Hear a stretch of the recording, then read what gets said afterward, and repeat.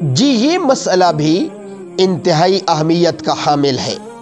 ہماری بہت سی عورتیں بغیر محرم کے سفر حج یا عمرہ کے لیے روانہ ہو جاتی ہیں، جو گناہ گار ہوتی ہیں۔ ایک پاک سفر پر روانہ ہو رہی ہیں لیکن گناہ گار ہو رہی ہیں۔ نامحرم کیسا ہی متقی اور پرہیزگار ہو، اس کے ساتھ حج و عمرہ کے لیے جانا گناہ ہے۔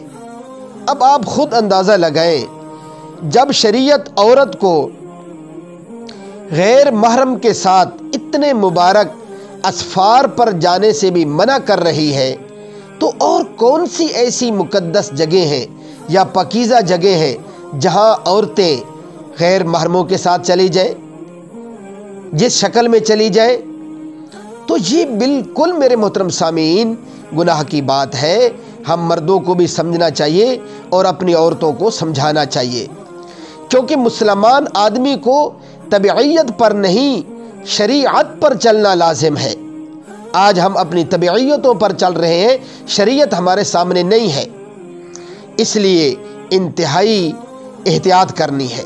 اور بہت سی عورتیں خالہ زاد، ماموں زاد، چچا زاد، پھوپھی زاد اور دیوروں کے ساتھ سفر میں چلی جاتی ہیں اور ان سے پردہ نہیں کرتی ہیں اور ان کے ساتھ تنہائی میں وقت گزارتی ہیں۔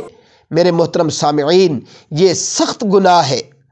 اللہ رب العزت ہمیں اور ہماری عورتوں کو 100% شریعت کے مطابق زندگی بسر کرنے کی توفیق عطا فرمائے۔ وآخر دعوانا ان الحمد للہ رب العالمین۔